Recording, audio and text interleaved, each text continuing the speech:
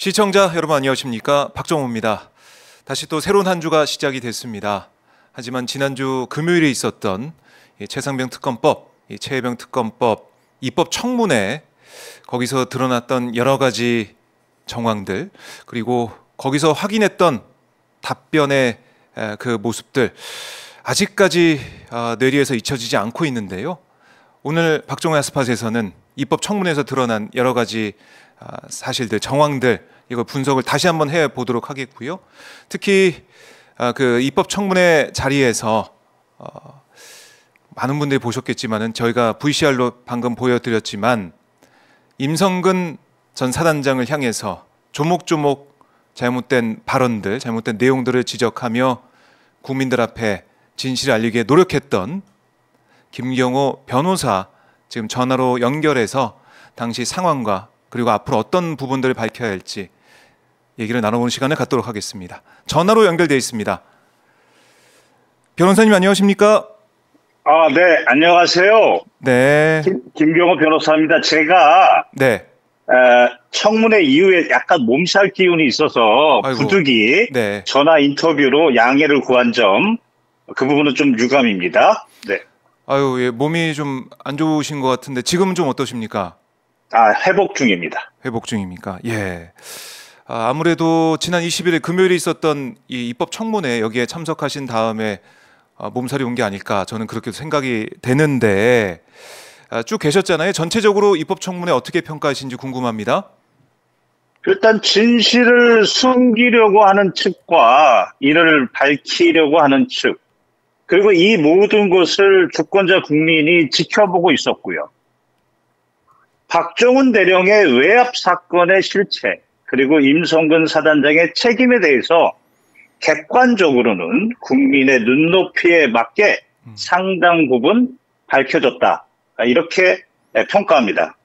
상당 부분 밝혀졌다. 근데 사실 12시간 뭐 정도 진행된 청문회 시작부터 국민들이 볼 때는 이해할 수 없는 이례적인 일들이 벌어졌었는데 특히 새 증인이 증인 선서를 거부했거든요. 이종섭, 신범철, 그다음에 임성근, 이 사단장이 증인 선서 거부를 보면서 현장에 직접 보면서 어떤 생각하시는지 이것도 좀 궁금합니다. 주권자 국민 앞에서 거짓말을 하지 않겠다는 선서를 거부한다. 네. 현장에서 분노가 일었습니다.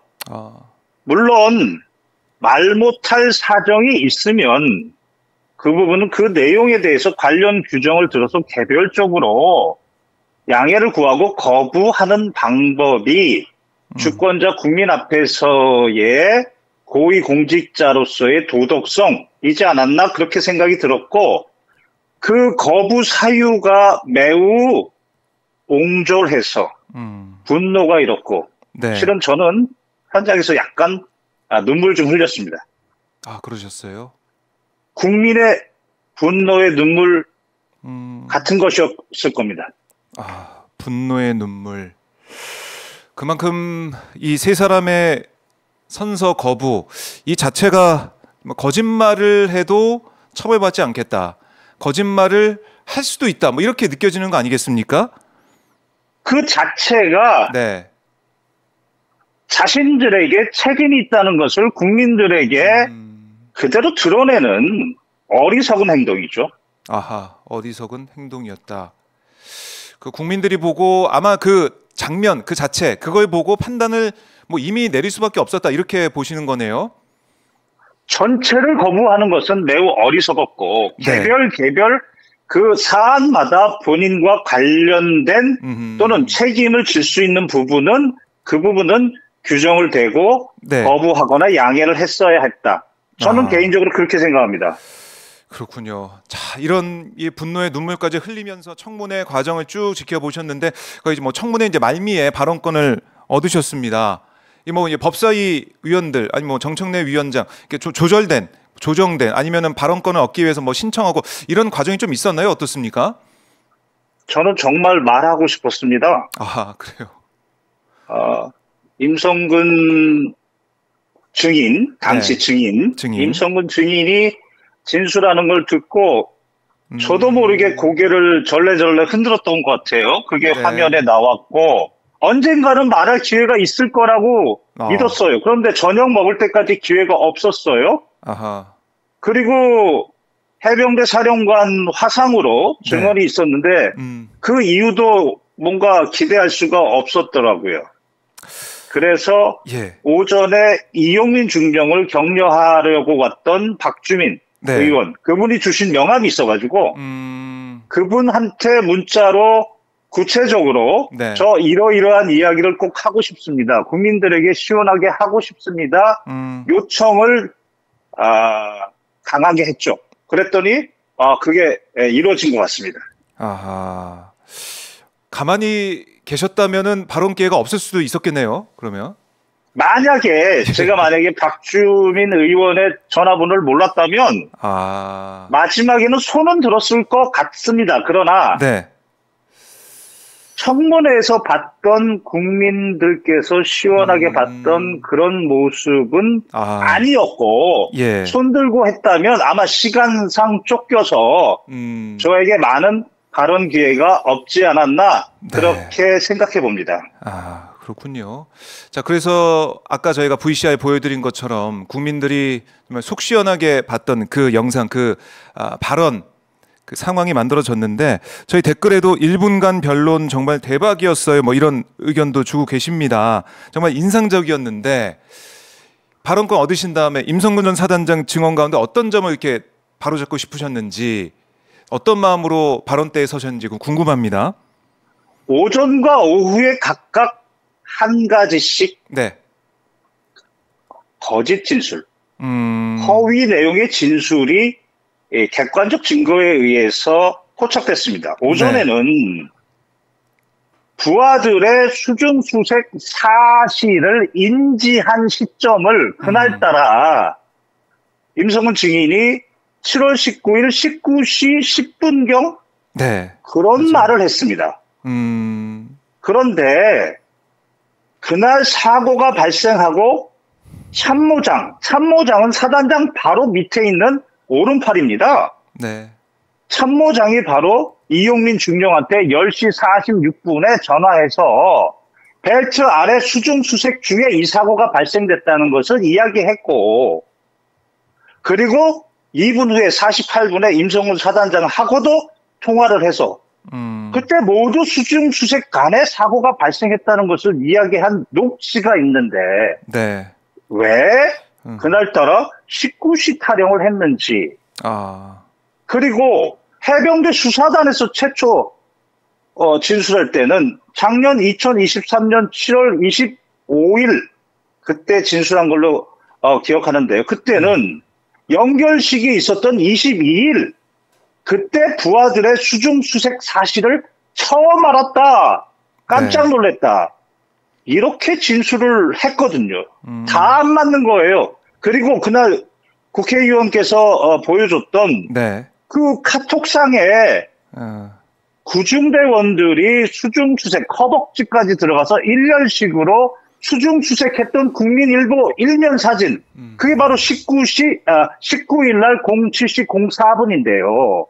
그때 훌륭하게 공보활동이 이루어졌구나. 이거 분명히 객관적으로 인식했다고 판단할 수 있거든요. 다 안 맞는 거예요. 19시 10분. 객관적 사실에 반했습니다.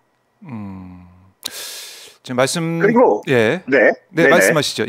그리고 오후에는 자신은 명령을 내리지 않았다. 이걸 강조하기 위해서 작전 지도다. 그리고 자기는 바로 밑에 있는 현장 통제본부장 7여단장에게만 얘기한다. 이렇게 진술했어요. 그런데 해병대 수사단이 조사했던 천여 페이지의 진술서, 진술조서를 보면 당시 구중대장이 아침에 갑자기 홍피해 복구작전에서 실종자 수색작전으로 변경돼서 그거 소화시키느라고 지금 지형정찰하고 위험성 평가하고 있는데 갑자기 사단장이 왔고, 브리핑은 해야겠고 갑자기 브리핑하고 있는데 브리핑을 중단시키면서 신속하게 투입 명령을 구중대장에게 내렸거든요. 아하. 신속 투입 명령을 해서 바로 국민일보 일면 바로 허벅지 그 사진이 나오게 해놓고 명령 내려놓고 그거를 지도라고 얘기하고, 그리고 구중대장한테 명령 내려놓고 실여단장의 관계에서만 지도했다. 너무나 뻔뻔스럽게 네. 거짓말을 하고 있었죠. 그래서 너무 분노에 아마 고개 절레절레 짓을 했던 모양입니다. 네. 그래서 발언 기회 얻어서 이 부분을 조목조목 설명을 하고 또 임성근 사단장의 여러 가지 이제 발언에 또 반박을 하는 모습, 이게 많은 국민들이 보면서 속 시원하다. 그리고 진실을 알려서 고맙다. 이런 말씀 많이 하시는 것 같아요. 그러니까 이 지휘, 지도, 저는 글쎄 이걸 가지고 현장에 있던 우리 장병들, 또 현장에 있던 현장 간부들, 지휘인지 지도인지 이거를 생각하면서 작전에 지도갔다, 수색을 했다. 참 이 말을 보면서도 글쎄요, 좀 말장난처럼 느껴지기도 하고 그랬습니다. 어떻게 들으셨습니까? 지휘 지도? 말장난입니다. 말장난이다. 당시 실종자 수색 작전의 의사 전달 체계를 카톡으로 했고요. 네. 호봉대원 전체가 그 카톡, 우리 박정훈 대령이 수사해놨던 그 카톡을 보면 거기에 네. 사단장 지시사항, 사단장 강조사항으로 모두 전파됐지. 네. 사단장 작전 지도 이렇게 전파되지 않았습니다. 그렇네요. 카톡 내용을 보면 임성근 전 사단장의 발언이 얼마나 맞지 않는 얘기인가라는 알 수 있다, 이런 말씀이신데, 그럼 결국 이 최혜병 순직과 관련해서 누구의 책임이 가장 크다고 우리 변호사께서는 보십니까? 저는 기본적으로 박정훈 대령이 지목한 8명, 그 사람들의 각자의 과실이 있고 이 사람들이 공동의 과실의 책임을 져야 한다는 기본 입장을 저는 존중합니다. 그 중에서도 호피의 폭구 작전이라고 아침에 우리 뭐하러 가냐 이런 카톡 대화를 하면서 도착한 호병 부대에게 갑자기 아무런 관련 장구나 안전 장구 없이 실종자 수색 작전으로 변경한 자. 네. 그래놓고 아침 18일 오전부터 와서 신속하게 투입시키면서 안정성 평가를 생략시킨 자. 그리고 오후에는 작전 지속이 불가능하고 육군이 철수했는데도 불구하고 계속 작전을 지시한 자. 그리고 나서 이 사건 가장 위험천만한 수색 작전 방식인 바둑판식으로 무릎 아래까지 내려가서 찔러보면서 정성껏 탐색하라고 지시한 자, 그 자. 네. 임성근의 책임이 가장 큽니다. 아하, 임성근의 책임이 가장 크다라고 정리를 해주셨습니다. 그리고 박정훈 전 단장독이 현장에 나와서, 청문회에 나와서 한 사람의 경로로 인해 모든 것이 꼬이고 모든 게 엉망진창이 됐다라고 말을 했는데, 이른바 이 수사 외압 의혹의 시작이 된 첫 단추라고 볼 수 있는 VIP 경로설, 여기에 대해서는 어떤 생각을 갖고 계신지 궁금합니다. 일단 기본적으로 개인적으로 네네. 이 사건에 대해서는 박정훈 대령과 그 변호인이 중점적으로 담당하는 사건입니다. 그 내용은 저는 초기에 박정훈 네. 대령을 변호했어. 그때의 경험으로 말씀을 드리면 네. 저는 개인적으로는 경로보다는 경로를 풀어가는 과정에서 적법하게 못 풀었다. 즉 개정된 군사범법 2조의 취지에 따라서 박 대령은 적법하게 이첩을 했는데도 불구하고 이첩 보류, 그리고 누군가를 빼라라고 실제 외압을 행사한, 그리고 군사범법 2조 개정에 실제 참여했던 국방부 법무관리관 유재훈, 그리고 이를 따르지 않았다고 집단 항명 수개로 압수수색하고 네. 그리고 항명으로 구속영장 청구하고 그리고 기소한 국방부 검찰단장의 책임이 더 크다고 보는데요. 그 이유는 객관적으로 법의 정신을 파악해서 변호사 시험에 합격했습니다. 네. 그러나 자신의 출세, 자신의 영달을 위해서 국가가에서 하면서 일제 강점기부터, 이 말은 좀 죄송합니다만, 서울대 출신의 기회주의 엘리트주의자들이 네. 이렇게 조직 문화를 병폐시킨 것, 저는 그게 더 크다고 개인적으로 봅니다. 알겠습니다. 자, 그리고 이 최혜병 소속 부대 이제 포 7제 대장이었던 이용민 중령 청문회에 왔어요. 근데 뭐 눈물도 보이고 상당히 힘들어하는 모습을 저희가 청문회 화면 통해서 볼 수가 있었거든요. 이용민 중령은 청문회에 대해서 뭐라고 하는지 좀 들어보셨습니까? 그렇습니다. 그날 제가 옆에서 12시간을 봤습니다. 네. 점심 먹고 저녁 먹고 같이 봤는데 그때마다 약을 먹었는데 약에 마약류라고 적혀 있었습니다. 버텼습니다. 예. 그 자리에서 하고 싶었던 말은 당시 현장에서 보고 듣고 경험했던 것 사실을 이야기하고 싶었고 네. 바로 실종자 수색 작전 변경으로 지시한 사람 그리고 작전이 불가한데 지속하라고 지시한 사람 바둑판식으로 수색 작전을 위험천만하게 변경한 지시한 사람이 임성근이었다. 이 부분을 이야기하려고 그날 버티고 노력했습니다. 그러니까 이 어떻게 보면은 뭐 대질 신문처럼 느껴지는, 그러니까 임성근 사단장도 있고 또 국방부 장관도 있고, 그러니까 윗선에 있었던 사람들이 다 있는 가운데 얘기를 하고 발언 때 나와서 답변하는 게 참 쉽지 않은 일인데 몸이 힘들고 정신적으로 어려운 가운데서 이 현장을 계속 지켰다는 거 이것만이 참 대단한 생각이 들더라고요. 저는요. 어떻게 보셨습니까? 이거는 네. 영화의 한 장면입니다. 우리 박정훈 대령도 참군인 맞습니다. 그러나 지금 말씀하신 것처럼 지금 사단장이 앞에 있습니다. 그렇죠. 사단장은 사단에서 하늘입니다. 현장에서는 진짜 현실에서는 일사단에서는 하늘입니다. 네. 그 사람 앞에서 진실은 당신의 책임이었습니다. 이 말 한마디. 네. 그건 참군인 아닌 말 못합니다.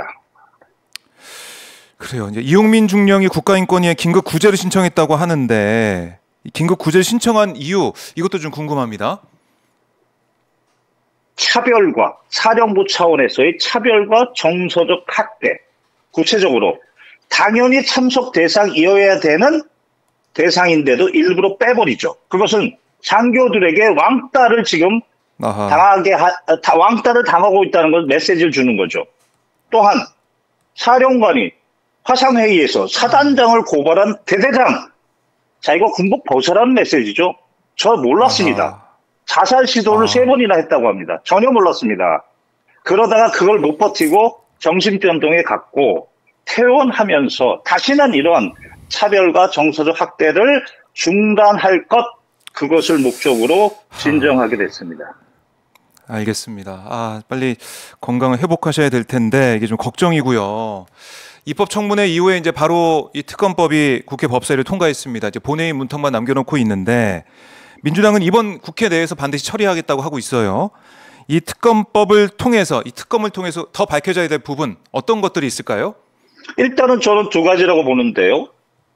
고 최혜병의 사망 원인 정말로 밝혀져야 됩니다. 그 과정에서 진짜로 책임져야 될 임성근 사단장, 이 자의 책임, 그리고 이 자 때문에 참 군인이었던 이용민 중령이 정신병동까지 가게 된 그 과정까지 낱낱이 밝혀지기를 바랍니다. 그리고 박정훈 대령이 지목한 8명, 네. 다시는 이런 사건이 재발하지 않기 위해서는 시스템을 정비하고 교육과 정신 자세를 다시 가다듬어야 됩니다. 현장에서는 위험한 곳에는 간부가 있어야 되는 겁니다. 병사가 있어서는 안 됩니다. 네. 그러나 이번에는 병사가 서 있었습니다. 그 부분의 재발 방지를 위해서 노력해야 되고, 또 하나는 적법하게 이첩한 박정훈 대령을 지금 보직해임시키고 기소까지 시켰던 이 세력들, 단지 누가 명령했느냐 이것만이 중요한 것이 아니고 이런 고위 공직자들이 네.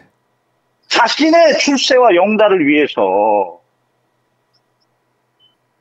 이런 위법함, 이런 불법함에 쉽게 동조하고 침묵하고 정직하지 않은 이 세력들 모두를 낱낱이 책임을 지어서 네. 정말 조직 문화가 일소되고 개혁되는 이정표가 되었으면 정말 개인적으로 바랍니다.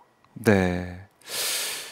그리고 저도 이제 이 청문회 보면서 참 글쎄요 인상적이었던 부분이 정청래 위원장이 이제 물어보지 않습니까?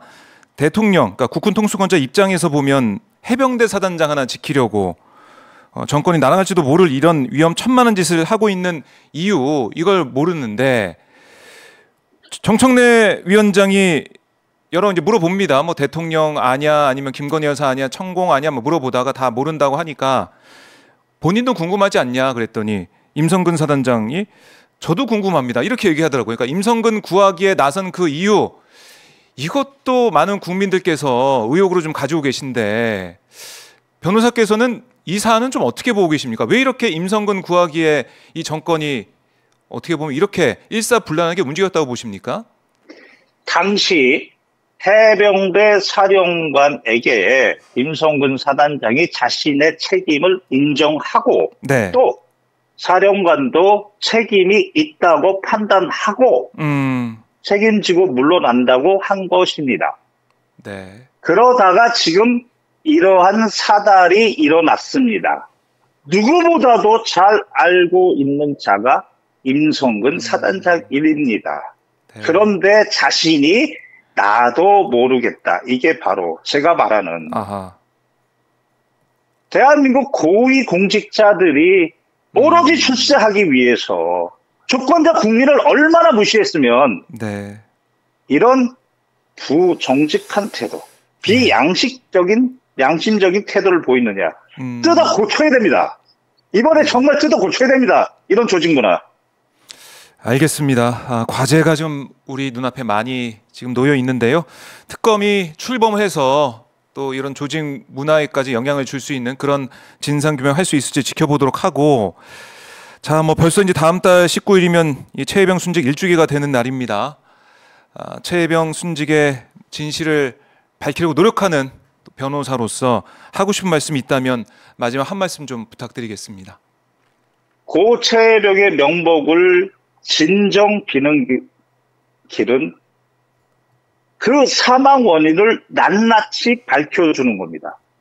그리고 다시는 자신과 같은 해병, 자신과 같은 군인이 나오지 않게 해주는 것일 겁니다. 네. 여기에 정말 특검법이 정조준해줬으면 좋겠습니다. 그리고 자신의 책임을 인정해놓고 자신이 그 이유를 알고 있으면서도 저렇게 미꾸라지처럼 빠져나가려고 하는 자, 그 자를 지금 또 옹호하려고 하는 자, 그 사실을 알면서 침묵하고 동조하는 자, 이번 기회에 그런 공무원들은 주권자의 이름으로 다 일소해버려서 대한민국 공무원들이 이제는 그런 위법한 명령에 대해서 동조하면 책임을 지는구나 하는 정직한 문화가 뿌리 내리기를 바랄 뿐입니다.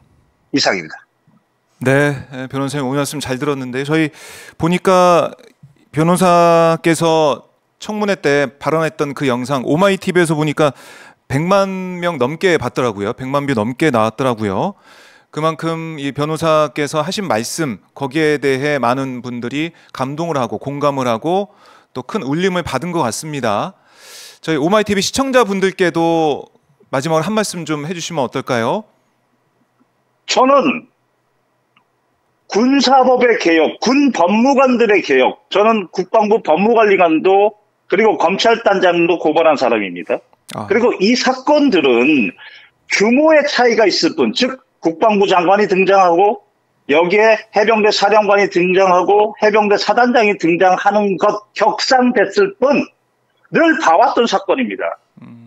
하나도 저는 낯설지가 않습니다. 이런 군 법무관들, 이 사람들의 개혁이 정말 필요합니다. 그럼으로써 지금 우리 국민들이 네. 이 사건에 대해서 더욱 관심을 갖는 이유는 내 아들이 군에 가서 또 이런 사태가 벌어지면 어떻게 될 것인가. 아마 이런 우려일 것입니다. 저는 장군의 개혁 그리고 군사법의 개혁 이것이 필요하고 그것을 위해서 이제까지 14년간 페이스북이나 카카오 스토리나 요즘은 유튜브에서 네. 활동을 하고 있지만 저는 제 자리에서 국민들의 관심 정말 고맙습니다만 저는 제 자리에서 이 일을 할 수 있는 사람의 적임자는 저다. 이런 생각으로 계속 하겠습니다. 알겠습니다. 변호사님 말씀 잘 들었습니다. 감사합니다. 네, 고맙습니다. 자, 지금까지 이 김경호 변호사 말씀 들어봤는데요. 이용민 중령의 변호인으로 활동하고 있고 이 법 청문회에서 청문회 말미에 발언대에 서서 했던 발언이 크게 회자가 되고 있는데 앞으로 시스템을 또 고쳐나가는데 계속 헌신하겠다 이런 포부까지 들어봤습니다.